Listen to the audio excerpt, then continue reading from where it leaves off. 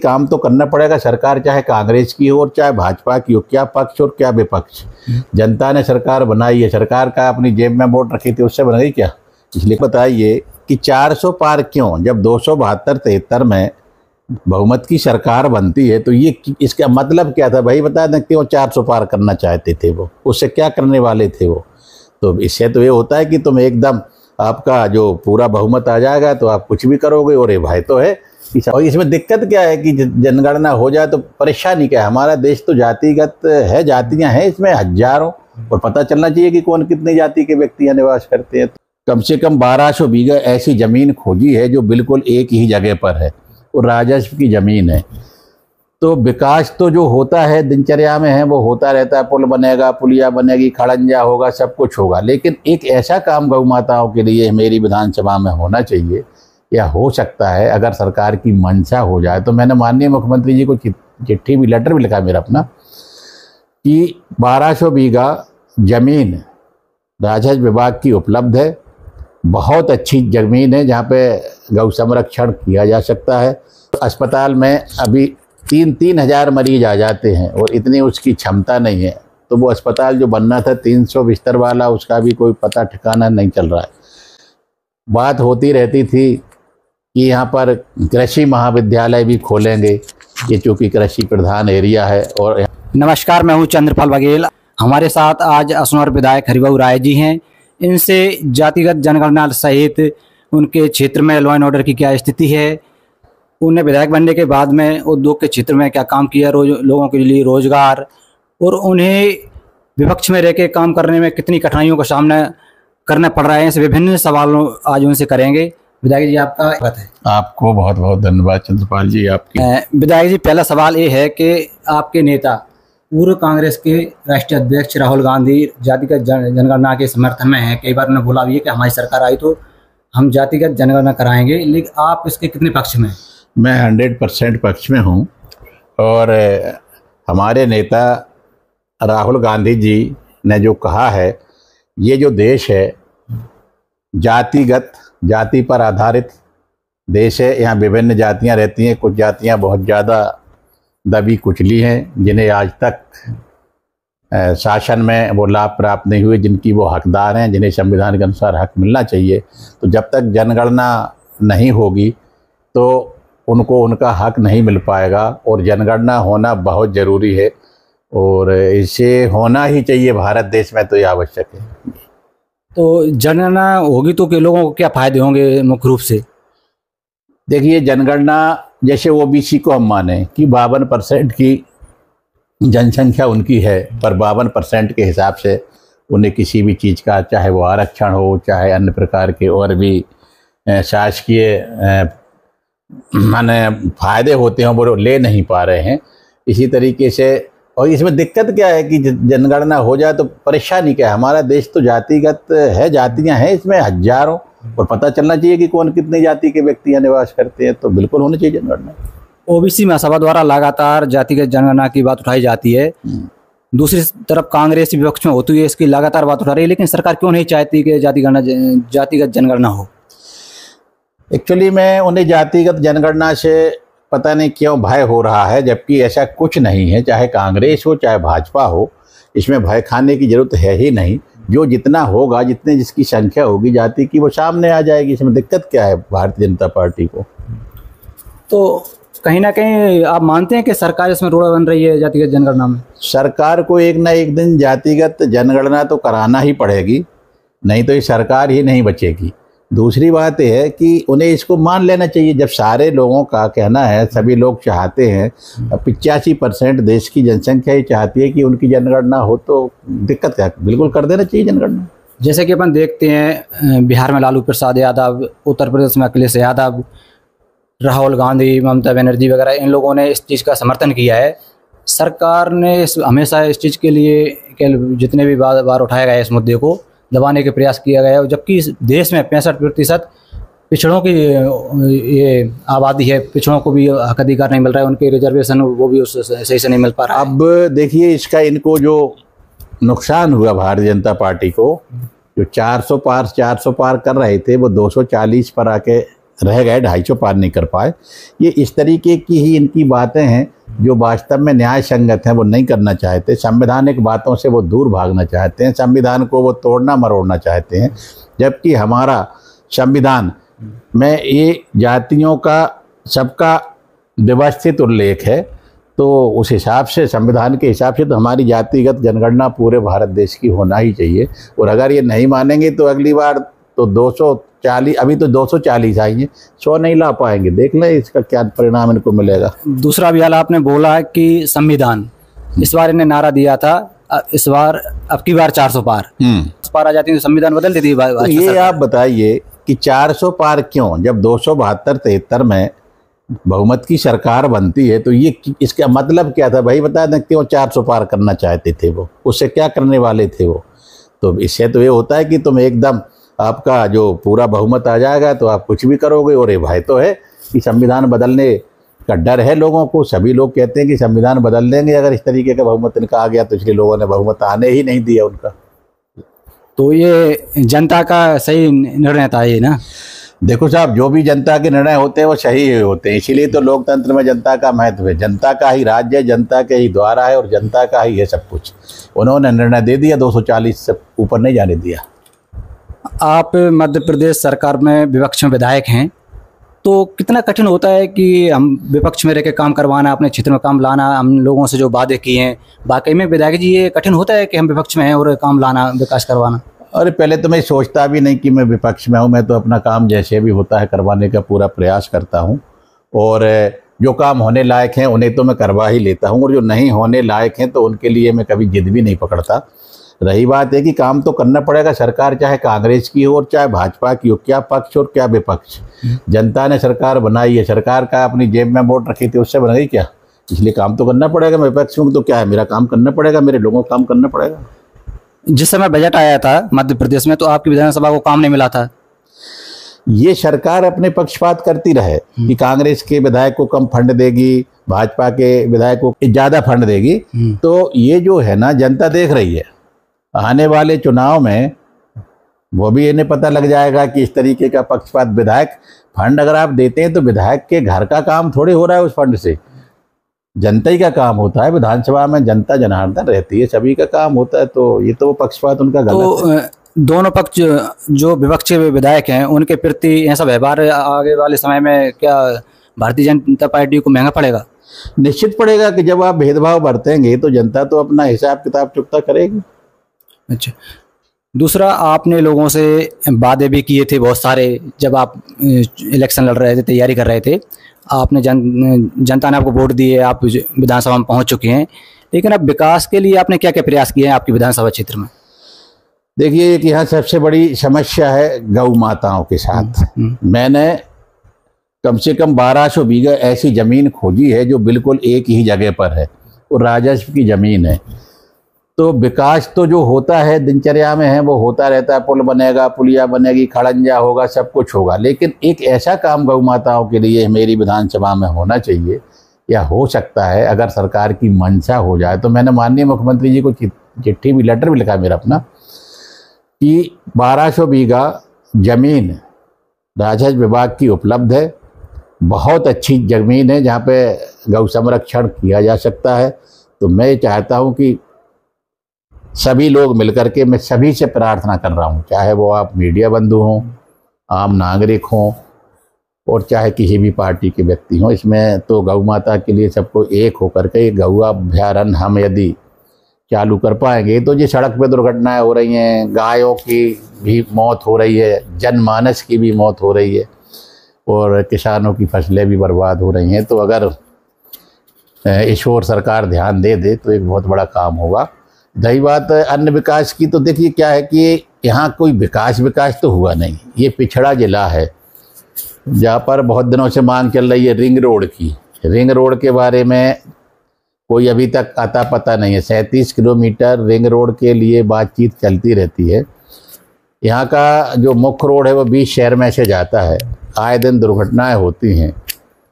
फिर आती है बात कि यहाँ पर अस्पताल में अभी 3-3 हज़ार मरीज आ जाते हैं और इतनी उसकी क्षमता नहीं है।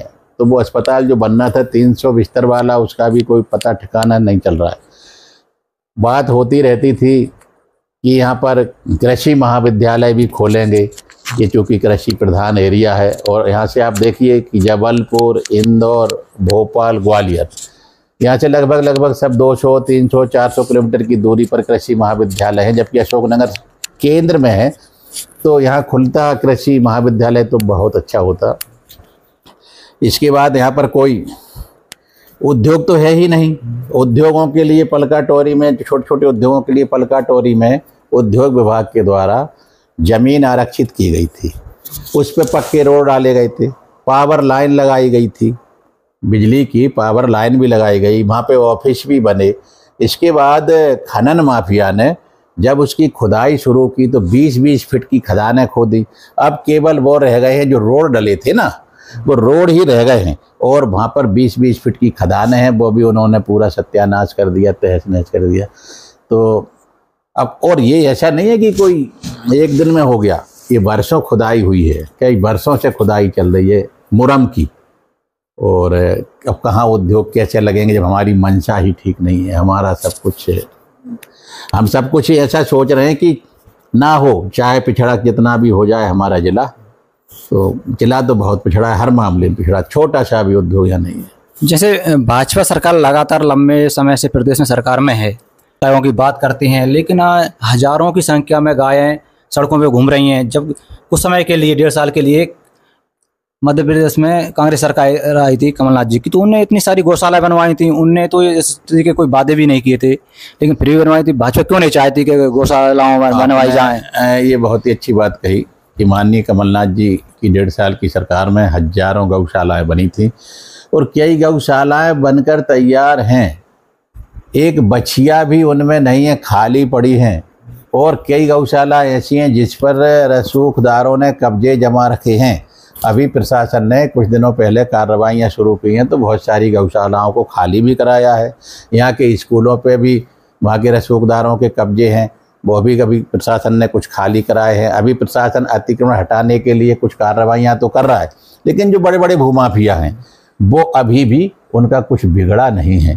तो अब देखिए आगे क्या होता है। माननीय मुख्यमंत्री जी मोहन यादव जी की मंशा के अनुरूप काम हो पाता है कि नहीं। उन्होंने तो कहा है कि पूरा अतिक्रमण हटा दिया जाएगा, भूमाफियों को अंदर कर दिया जाएगा। अब देखते क्या होता है। बात करिए अतिक्रमण हटाने की प्रशासन की, इसमें एक देखा गया है अधिकतर जो अतिक्रमण हटाया गया, समाचार पत्रों से में से भी जानकारी मिली है, तो अधिकतर स्कूलों का ही अतिक्रमण हटाया गया है। क्या स्कूलों में इतना अधिक अतिक्रमण हो गया कि स्कूलों की जगह मिली जो सच में जो भूमाफिया थे उनका प्रशासन ने अतिक्रमण हटाया नहीं, ऐसा क्यों है? हाँ, आपने बिल्कुल सही बात कही कि इन शासकीय भवनों से, गौशालाओं से कुछ हद तक अतिक्रमण हटाया, लेकिन जो 50-50 बीघा पे, 100-100 बीघा पे, 20 बीघा पे कब्जा जमाए बैठे हैं शासकीय ज़मीनों पर, वो आज भी अतिक्रमण किए हुए हैं। तो वो नहीं हट पाया अभी जिस तरीके से हटना चाहिए। तो मुख्यमंत्री तो चाहते थे कि उन भूमाफियों का अतिक्रमण हटे, सिंधिया भी जी चाहते थे, यहाँ पे वो सांसद हैं केंद्रीय मंत्री सिंधिया जी, वो भी चाहते थे कि यहाँ अतिक्रमण मुक्त हो जिला मेरा, लेकिन ऐसा क्यों नहीं हो? प्रशासन क्या लिपापोती कर रही है इसमें पूरी तरह से? माननीय मुख्यमंत्री जी ने भी आदेश दिया है कि अतिक्रमण पूरी तरीके से हटे। माननीय सिंधिया जी ने भी कई बार यहाँ आकर के कहा है कि अतिक्रमणकारियों को वो बर्दाश्त नहीं करेंगे, अतिक्रमण जरूर हटेगा।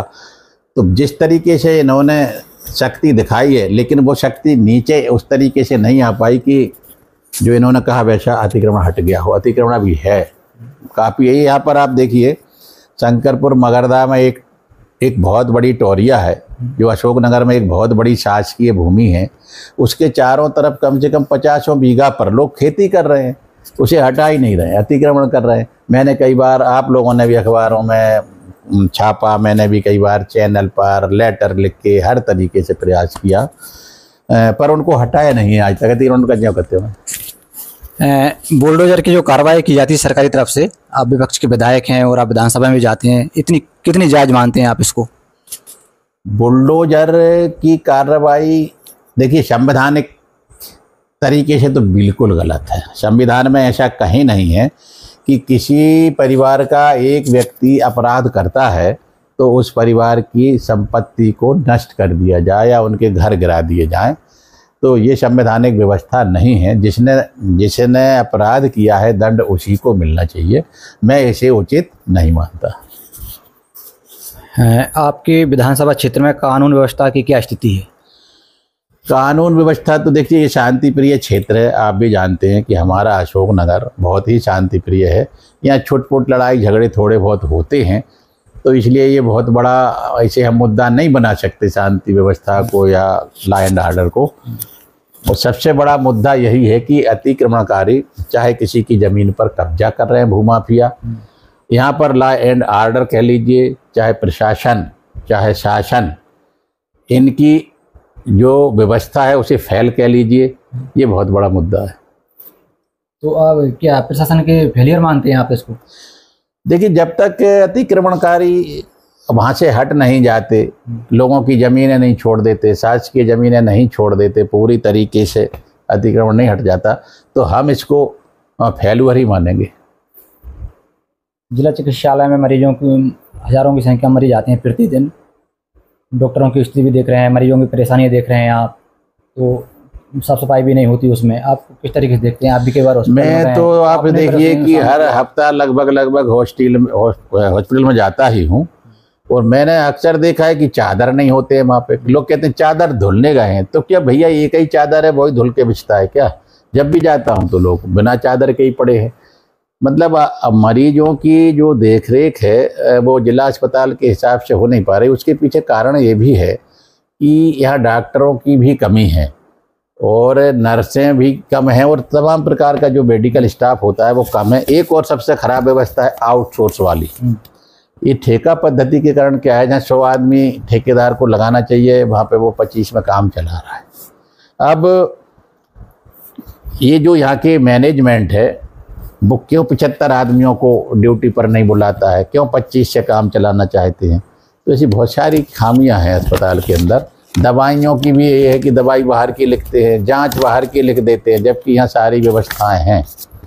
तो गरीब आदमी के लिए बहुत दिक्कत है। और ज़्यादा अगर किसी ने बात डॉक्टरों से की तो उसको रेफ़र कर देते हैं, जाओ तुम्हारा इलाज यहाँ नहीं होगा। तो ऐसी स्थितियाँ बनती हैं। विधायक जी, आपके क्षेत्र में आगे रोजगार की क्या स्थिति रहेगी? लोगों के लिए आप क्या क्या सुविधाएं उपलब्ध करवाएंगे? और उद्योग जो कल कटोरी की जगह है, भूमाफियाओं ने उसको पूरा खोद दिया है, तो इसके लिए कोई आप प्रयास करें कि वहाँ पे लोगों के लिए उद्योग की व्यवस्था की जाए? मैंने बहुत सारा पत्र व्यवहार इस संबंध में किया था कि ये खनन माफिया से इसको बचाया जाए। अब तो चूँकि खनन माफिया के लिए मुरुम ही नहीं बची, 20-20 फीट गड्ढे हो गए हैं। जहाँ तक आपने रोजगार की बात की, अशोकनगर ज़िले में कोई रोजगार के उपक्रम है ही नहीं, यहाँ रोजगार मिल ही नहीं सकता। ये खेती प्रधान, कृषि प्रधान क्षेत्र है। जब उद्योग धंधे लगते तो रोजगार की संभावनाएं बढ़ती। तो आप ये मान लीजिए कि आज़ादी के 75 साल हो गए, भूतकाल चला गया, वर्तमान काल चल रहा है, भविष्यकाल भी आता, लेकिन भविष्यकाल के पहले अमृतकाल आ गए। अब ये अमृतकाल कब तक चलेंगे? जब इसके बाद भविष्यकाल आएंगे। तो हमारा भविष्य तो वैसे ही खतरे में, हम तो अमृतकाल में चल रहे हैं। अब देखेंगे क्या होता है। रोजगार की कोई संभावना या नहीं है। तो क्या इसके लिए मुख्यमंत्री जी से या केंद्रीय मंत्री सिंधिया जी से कोई मांग करेंगे आप? माननीय सिंधिया जी तो इस क्षेत्र से बहुत ज़्यादा वाकिफ़ हैं, और उनका जो परिवार है इस क्षेत्र से हमेशा संपर्क में बना ही हुआ है, उन्हें सारी जानकारियां हैं।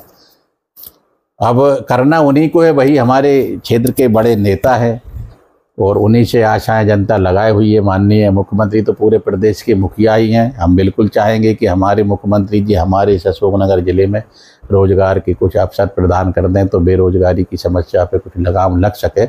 ऐसी उम्मीद तो हम करते ही हैं, सब करते हैं जी। मुख्यमंत्री शिवराज सिंह चौहान थे उस समय, उसने असवार को स्मार्ट सिटी घोषित की थी, उसके बारे में आप क्या कहेंगे? माननीय शिवराज सिंह जी जब मुख्यमंत्री थे तो उन्होंने एक आध स्मार्ट सिटी नहीं की थी। वो तो लगता था तो पूरे मध्य प्रदेश को स्मार्ट सिटी बना देंगे, पर बना कुछ नहीं। अशोकनगर की तो बहुत बड़ी दुर्दशा है साहब। अब क्या बताएं, लोग पूरा बारिश केवल यही चिल्लाते रहे कि घुटना घुटना कीचड़ भरा है, घुटना घुटना पानी भरा है, पीने की पानी की व्यवस्था नहीं है। विद्युत लाइनों की बात करें तो डीपी नहीं है मोहल्लों में, लोग बाग अंधेरों में पड़े हुए हैं। तो कैसी स्मार्ट सिटी अगर ऐसी बनती है तब तो वो बन गई, अब कोई ज़रूरत नहीं है, क्योंकि ऐसी होती है स्मार्ट सिटी जैसी दिख रही है अशोकनगर, तो फिर कोई दिक्कत नहीं है। बिजली विभाग की जो लापरवाही लगातार सामने आ रही हैं, और आपके पास भी प्रतिदिन लोग कहीं डीपी नहीं है, कहीं डोरी नहीं है, कोई लाइट नहीं आ रही, लोग परेशान हो रहे हैं। आपके पास में ही टकनेरी गांव हैगा, इसमें पिछले 2 महीनों से आदिवासी बस्ती में लाइट नहीं है, और सरकार कहती है आदिवासियों की जनमन योजना चलाई जा रही है, शिविर लगाए जा रहे हैं, सब कुछ उनके अंधेरे में रह रहे हैं वो लोग। सरकार ने तो योजना चला दी, अब उसको नीचे कार्यान्वित करने वाली जो एजेंसी हैं वो तो चलाएं, जब तो चल पाएगी। केवल नाम चल रहा है, योजना तो नहीं चल रही। सब वंचित हैं आदिवासियों के नाम पर, तो साहब पता नहीं क्या क्या योजना चला जा रही, पर आदिवासी तो बेचारे ज्यों-किते हैं, ना वो पढ़ लिख पा रहे हैं, ना वो शासकीय नौकरियों में कहिए चाहे प्राइवेट जॉब में कहिए, अशिक्षित हैं, ज्यों-किते हैं, उन पर कोई बदलाव आ नहीं पाया। तो ये थे विधायक जी हमारे साथ, इनसे विभिन्न मुद्दों पर चर्चा की है। आगे भी विधायक जी से संपर्क में बने रहेंगे, देखते रहिए। आपका बहुत बहुत धन्यवाद।